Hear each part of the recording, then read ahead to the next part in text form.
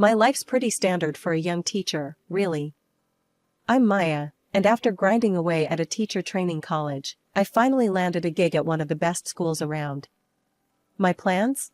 Teach, maybe write a bit on the side, and start a family with the right guy, whenever he decided to show up. That right guy thing happened faster than I expected, courtesy of my college buddy, Jess. Maya, you have to meet Tom, Jess had insisted over coffee one windy Saturday afternoon. He's looking for something real, and you too. I dunno, I just have a feeling about this. Tom and I met at a local dive bar that evening. He was easy to spot, a head taller than most and with a laugh that filled up the room. I was nervous, fixing my hair like 100 times, but when he smiled, all that anxiety melted. Hey, you must be Maya. Jess hasn't stopped talking about you. No pressure, right? Tom joked, pulling out a chair for me. Yeah, no pressure at all, I laughed, settling down. Just deciding the course of my future in one evening.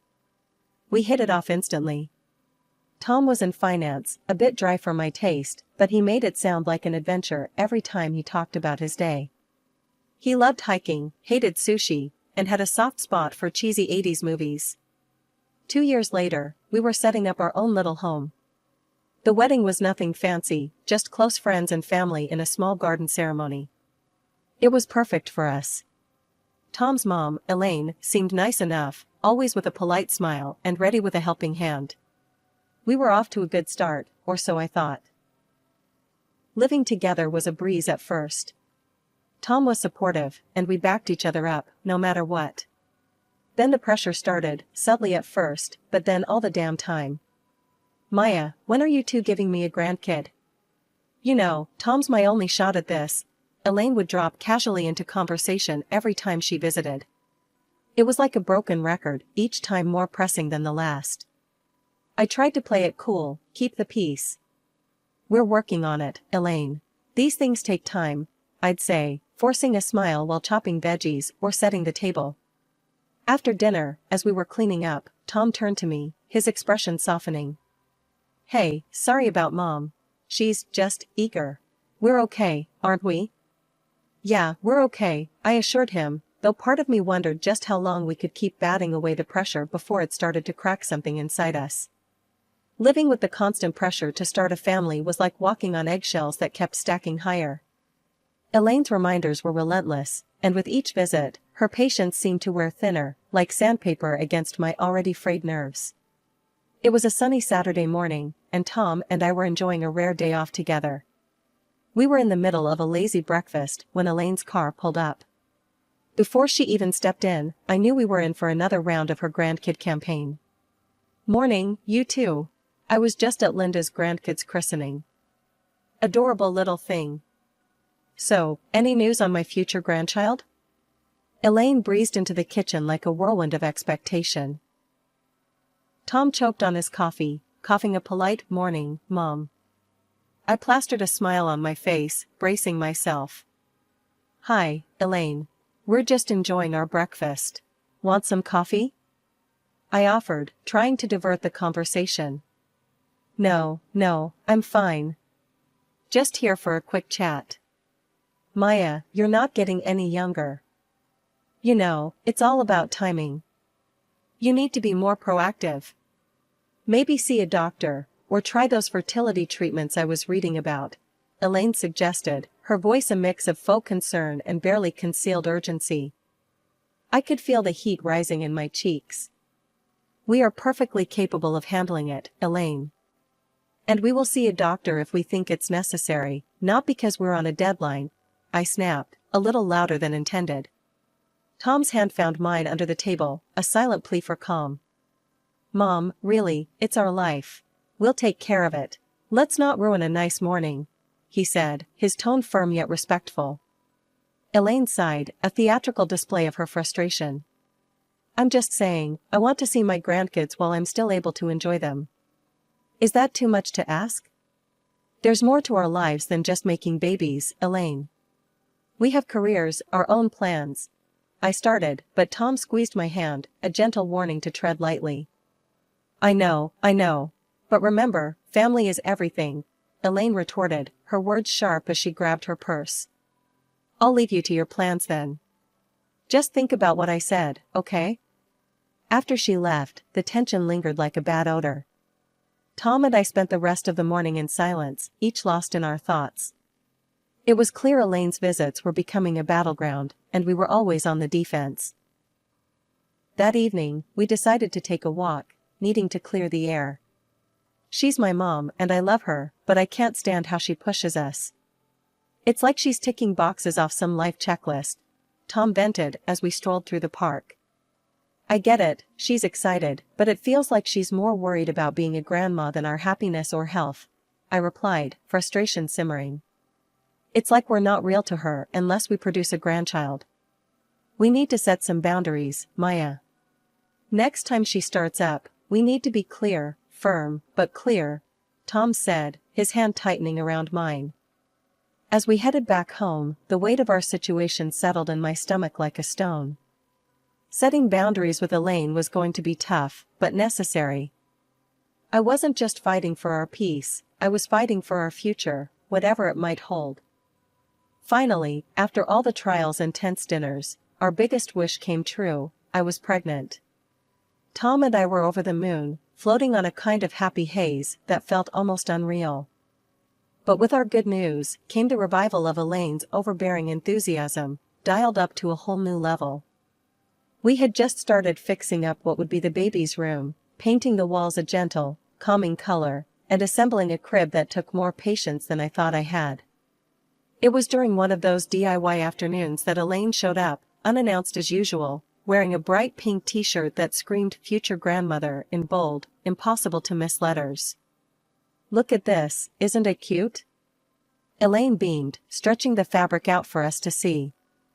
Got it custom made. Elaine, could you maybe not announce it to everyone yet? We're still early in the process, and, just trying to be cautious. I tried to sound as gentle as possible, hoping to temper her excitement without sparking an argument. Oh, honey, when you've got news this good, you shout it from the rooftops. Everyone's thrilled for us. Elaine's voice rose with each word, her excitement bubbling over like a pot left too long on the stove. The next few weeks were a blur of Elaine's constant check-ins. She was always calling or dropping by, armed with old wives' tales about pregnancy do's and don'ts, making sure I ate this and avoided that, fussing over my schedule and sleep. It was suffocating. Elaine, I appreciate your help, really, but you hovering like this is stressing me out, I finally snapped one evening after she lectured me on the importance of prenatal yoga for the umpteenth time. The pressure didn't let up, though, and neither did my schedule. Balancing teaching with pregnancy wasn't easy, but I was determined to keep things as normal as possible. That is, until one day at school, halfway through explaining a math problem to my fourth graders, I felt a sharp pain that cut my sentence short. The room spun, the chalk slipped from my hand, and then darkness. I woke up in the hospital, the sterile smell of antiseptic flooding my senses, before my eyes even opened. Tom was there, his face pale and drawn, holding my hand like it was a lifeline. The doctors, they had to do a surgery, he whispered, his voice cracking. It was serious, Maya. You almost didn't, we lost the baby. The words hit like a physical blow, knocking the wind out of me. Tears streamed down my face, uncontrollable, bitter. I was alive, but at what cost?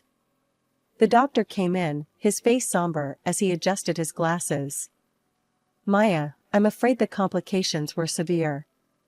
You won't be able to have children in the future. This was a very rare and unfortunate situation. The room felt colder, the walls seemed to close in. I lay there in the hospital bed, the weight of this new reality settling heavily on my chest. Tom squeezed my hand, his presence a small comfort in the vast ocean of my grief. Just when I thought things couldn't get any worse, Elaine stormed into my hospital room like a whirlwind of misplaced anger and desperation. I heard what happened. So, when are you trying again? We need to start planning, she blurted out the moment she entered, barely even acknowledging my state. I was still hooked to a drip, the dull throbbing in my abdomen a constant reminder of what I'd lost. Elaine, I can't have children anymore. The surgery, my voice broke, the reality hitting me again like a cold wave. What do you mean you can't? That's nonsense. Elaine's face turned a shade of red I'd never seen before. She stormed out of the room, presumably to find a doctor who would contradict the irreversible truth. Tom held my hand, his eyes filled with silent apologies for his mother's harshness. It wasn't long before Elaine returned, her fury now fueled by the confirmation of my condition. They said what? This is absurd. You've taken away my chance to be a grandmother. She was yelling so loud that a nurse peeked inside, her eyes wide with concern. Mom, please. Tom interjected. This isn't helping. Maya needs rest. Rest? What she needs is to think about her family, about us. This is selfish. Elaine's words were like daggers, each one slicing through the little composure I had left. I'm not choosing this, Elaine. Why can't you understand? I almost died, I said, my voice a mixture of pain and frustration. Elaine's eyes narrowed. If you were more careful, this wouldn't have happened. You've always been too career-focused. Maybe that's why. Enough. Tom's voice boomed across the room. Mom, leave. Now. We'll talk when you're ready to be reasonable. But she wasn't done. Turning to me, her voice venomous, she hissed. You're not worthy of my son. You can't give him what he needs. You're not a real woman. Her words stung, burning into my memory. I felt a tear slip down my cheek, the saltiness mingling with the bitterness of her judgment. Tom practically dragged her out, her protests still audible down the hallway. Recovery was slow. When I finally returned home, the emptiness was overwhelming. I attempted to go back to teaching, to find solace in the routine and the laughter of children, but each joyful shriek was a reminder of what I'd lost. Seeing a psychologist helped, somewhat. You need to grieve, Maya, not just for your child, but for the part of your life that is now behind you, Dr. Peterson told me in one of our sessions. Her words, meant to heal, somehow also underscored the finality of my loss. One day, amidst a particularly difficult week, I made a decision. I can't teach right now, I confessed to Tom over a quiet dinner. I see them, and I see what I lost. I'm thinking of the library. It's peaceful, quiet. So, I took a position at the local library, leaving the bustling corridors of the school for the muted aisles lined with literature and quiet patrons. It was a place where my heart could start to mend, away from the prying eyes and the heavy expectations. Even after the shift to the quiet life of the library, Elaine's shadow loomed over us, her persistence on the topic of grandchildren unyielding. Her approach became more invasive, her accusations more pointed as the days turned into months. It was my birthday, a day I hoped would be filled with light-hearted moments and a break from the relentless pressure. As I was about to cut the cake, Elaine cornered me in the kitchen, her voice a hissing whisper. When are you going to fix this, Maya? You need to give Tom children. She spat, her words stinging with venom. I froze, the knife in my hand trembling slightly. Elaine, Tom and I have been thinking about adoption. It's a beautiful way to form a family, I replied, my voice steady despite the turmoil inside. Adoption? Over my dead body. Elaine exploded, her face contorted with disgust. I won't have you bring some stranger's child into our family. Who knows what kind of sick, twisted genes they have. No grandchild of mine will come from someone who couldn't even keep them. Her outburst echoed through the kitchen, and a hushed silence fell over the nearby living room. I felt the eyes of everyone on us, their presence a heavy blanket. That's enough, Elaine. I snapped, the knife clattering to the countertop as I faced her squarely. You don't get to decide how Tom and I build our family. This is our life, our choice. Elaine's eyes narrowed, and with a huff, she stormed out of the kitchen, slamming the door behind her with a force that made the windows rattle. The room remained silent, the joy of the day sucked out with her departure. The seed of discord Elaine planted grew rapidly. The whispers started subtly at first, a nudge here, a look there, suggesting I had been reckless during my pregnancy. The rumors morphed into malicious gossip that I had been drinking and behaving indecently, which supposedly led to my miscarriage. Fury built up in me like a storm. One evening, after overhearing a particularly nasty version of the rumor from a so-called friend, I confronted Elaine over the phone. "Elaine, this has to stop now. Spreading lies about me is not only hurtful, it's slander. And I won't tolerate it anymore. If I hear one more rumor, I'm going to the police, and I will sue you for libel," I threatened, my voice cold and hard. There was a pause on the other end of the line, a moment of silence that felt like the calm before a storm. Finally, she spoke, her voice low and devoid of its usual fire. "You wouldn't dare. Try me, Elaine. I'm done playing nice." After that call, the rumors stopped as suddenly as they had started. But the damage was done. The relationship was strained, the family gatherings now marked by a chilly formality that even the warmest smiles couldn't thaw. Life seemed to have returned to normal, but everything has changed, thanks to some perverted sense of humor. One morning, I found the first of many electronic postcards in my inbox. The image showed a smiling family, two parents with children playing around them, the picture of happiness. Below it, in cruel, stark letters, was written, "You will never be a mother." My heart sank, and a shiver ran down my spine. Who would send something so hateful? As if that wasn't enough, the physical manifestations of this hatred soon followed. One afternoon, upon returning from work, I found a box on our porch. Inside, grotesquely smeared with ketchup, were dolls. Attached was a note that twisted the knife deeper. "This is your fault. You are to blame for losing your child." I was horrified. Each new message, each package, felt like a blow to my already fragile state. Tears were my constant companions as I tried to grapple with the cruelty of these attacks. "Tom, look at this," I said one evening, handing him another vile package. My hands were shaking, my voice barely a whisper. "It's too much. I can't take it anymore." Tom was quick to act. "The neighbor, Mr. Jennings, he's got cameras all over his place. Maybe he caught something on video." We approached Mr. Jennings the next day, who was more than willing to help. He played back the recordings, and there, in clear, undeniable footage, was Elaine. The sight of her, stealthily placing those ghastly parcels at our door, was both a relief and a fresh hell.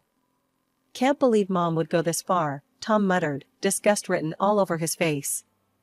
Armed with the evidence, we confronted Elaine at her house. The video was paused on the screen, her image frozen in the act of hatred. "Look at this, Mom. How could you?" Tom's voice was icy, his usual warmth gone. He pushed the laptop towards her, the betrayal in his voice echoing around the room. Elaine glanced at the screen, her expression unreadable for a moment. Then, without a hint of remorse, she shrugged. "She's spoiled goods, Tom. An inferior woman who can't carry on the family line. I did what I had to do, for you, for the family's sake." Tom stepped in front of me, his posture protective. "If you can't accept Maya, then you can't be a part of our lives. This is your last chance, Mom. Apologize, or we're done." Elaine's face hardened, her eyes cold. "I'm only doing this for you, Tom. She's taking you away from what you deserve." The ride home was silent, each of us lost in our thoughts. I was reeling, the weight of Elaine's betrayal heavy on my shoulders. Tom was seething, the ties with his mother stretched to their breaking point. Tom had been unusually quiet lately, his usual cheer dimmed by the strained silence between him and his mother. It was clear he missed her, despite everything. So, when the Christmas invitation from Elaine came, I agreed for his sake, hoping against hope for some sort of reconciliation. We arrived to a house bustling with relatives and friends, the air thick with the scent of pine and mulled wine. Elaine greeted us with a tight smile, her eyes darting nervously. I took a deep breath, clinging to Tom's arm as we mingled among the guests. The evening progressed smoothly at first, laughter and chatter filling the room. Then, midway through, Tom's ex-fiancée, Sarah, appeared.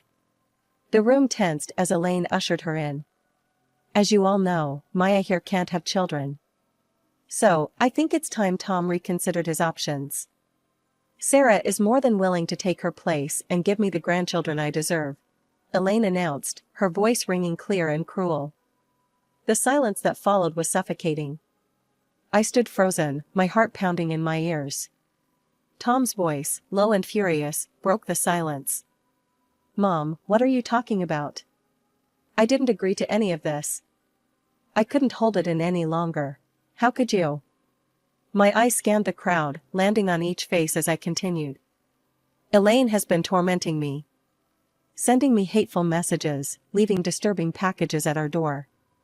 I pulled out my phone, showing the video from Mr. Jennings' camera. The footage played, revealing Elaine's vile actions for all to see. Murmurs of shock and disgust rippled through the room. Sarah, looking equally horrified, stepped forward. I had no idea about any of this. Elaine just invited me here under the guise of catching up. I'm actually engaged to someone else, and I'm not looking to disrupt that. She turned to me, her expression apologetic. Maya, I'm so sorry. I had no part in this plan. I never wanted children, which is why Tom and I split. The room was now a cauldron of whispers and stunned faces. Elaine's friends and relatives slowly started to leave, their expressions ranging from embarrassed to outraged. It was clear where their sympathies lay. Elaine, now pale and flustered, tried to salvage her dignity. But I was just trying to ensure my son had a proper family. Tom's voice was cold, final. By destroying the family you already had? I don't consider you my mother anymore. We're done, Elaine. Months had passed since that disastrous Christmas, and life had started to settle into a new, peaceful rhythm. Tom and I had been busy with the adoption process, our hearts and minds focused on the child who would soon become part of our family. It was a time of hope and healing, but it wasn't long before Elaine tried to wedge herself back into our lives. One brisk morning, a knock at the door disrupted the quiet. I opened it to find Elaine standing there, eyes red, a picture of contrition. Maya, I've been doing a lot of thinking. I know I've made some terrible mistakes. Can we talk? Her voice trembled, and for a moment, I saw the vulnerability of a woman who realized she had gone too far. I'm listening, I said, guardedly, leaving the door ajar as a reminder that she was not welcome to step inside. I've been so foolish, so driven by my own desires, that I lost sight of what's important. I've hurt you and Tom deeply, and I'm sorry. Truly, I am. Can we start over? Please? Elaine, after everything that's happened, it's not that simple. Tom and I are moving forward with adopting a child. That's our focus now, I said, the firmness in my voice reflecting the resolve in my heart. The mention of adoption triggered something in her, her face contorting as the old prejudices bubbled to the surface. You can't seriously be considering bringing someone else's child into this family. It's wrong. That's exactly what we are doing, Elaine. And it's not your decision. It's ours. I shot back, my patience fraying. This is madness, Maya. You're making a mistake. A real family. No, Elaine. We're done here. Without waiting for her to respond, I closed the door firmly in her face, the click of the latch sounding like the final seal on our relationship. Inside, Tom was standing at the top of the stairs, having heard the exchange. Everything okay? He asked, coming down to join me. I think it finally is, I said, leaning into his embrace. I told her we're adopting, and she didn't take it well. It's really over this time. Tom nodded, his expression resolute. Let's make it official then. Together, we blocked Elaine's number on our phones and sent messages to our friends and family, explaining that we had decided to sever ties with her for the sake of our future family's peace and well-being. The adoption process moved forward, and each step brought with it a surge of excitement and anticipation. We filled out forms, attended interviews, and prepared a room filled with love and the promise of new beginnings. As the waiting drew to a close, I felt a pull towards my old life, the classroom. I returned to teaching, the joy of interacting with the children rekindling a light within me that had dimmed during those dark times. Standing in front of my class, I realized how much I had grown, how resilient I had become. The children's laughter echoed through the halls, a sweet sound that filled the empty spaces left by lost dreams. It reminded me that while some doors close, others open. And behind this new door was a future bright with the colors of hope and the laughter of a child who would call us mom and dad.